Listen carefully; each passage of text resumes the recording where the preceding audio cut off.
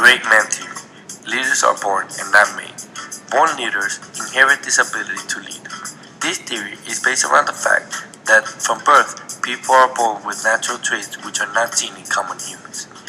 Such trait is what makes them great leaders. Some of these traits are high levels of ambition with great visions of the future and where they want to go. Also, they have natural charisma. Great men refers to people who are born with these qualities that set them apart from others. One assumption is that great leaders arise when there is a need for them. A leader is a hero who accomplishes goals against all odds for his followers. The theory implies that those in power deserve to be there because of their special endowment.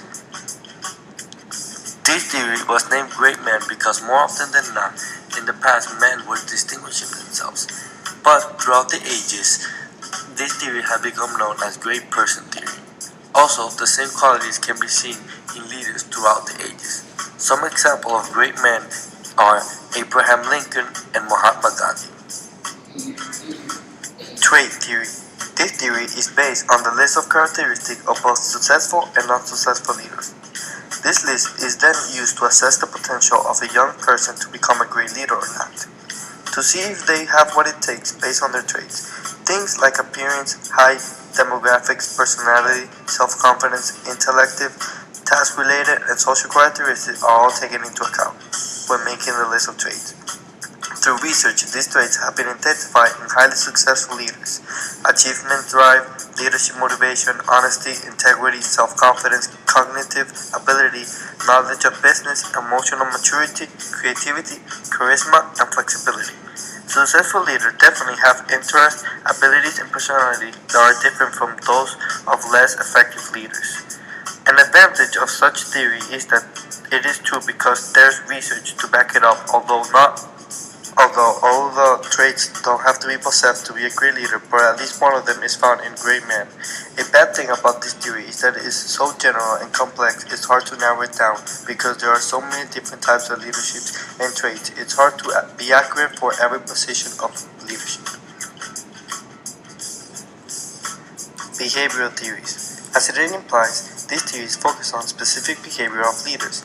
This behavior is then used to determine if the person will be a successful leader. This theory suggests that anyone can become a leader with the right training, because people can be conditioned to have a certain type of behavior in different situations, making leaders made, not born. There are two types of leaders. Task-oriented leaders who focus more on their behavior on the organization structure. Their behavior will be initiating, organizing, clarifying, and information gathering. People-oriented leaders who ensure the needs of others. Their behavior will be encouraging, observing, listening, and coaching. Contingency theory, also referred to as situational leadership, argues that there is no single way of leading, rather that the leadership should be based on the situation the leader finds himself in. Contingency leadership theory shares common ground with the trait theory, in that the traits of the leaders are related to the situation the leader involves himself with. To better understand the contingency theory, we must look at the three branches of this theory. First is the Fiedler's contingency theory, which is the most popular one and the most researched.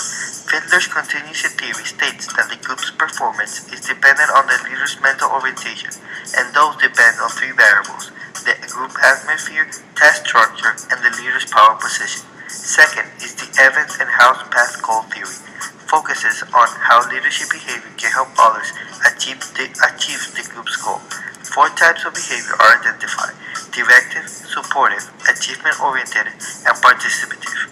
Lastly, situational leadership depends on four different leadership styles. The style that should be used in a particular situation depends on the subordinate. As good as this theory is in adaptable situations, it does not go without flaws or criticism from professionals in the field.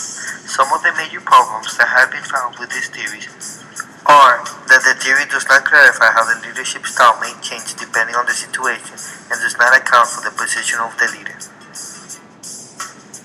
Transactional leadership theory has one simple aspect to it, and it involves an exchange made by the leader and their follower. As well, the theory seeks to build a strong positive relationship between the leader and the followers. Now, for this theory to actually work, the leader must offer motivation to the follower in some way to complete the exchange. A A very clear example of this is when the leader uses monetary motivation to reward their follower for completing the job assigned.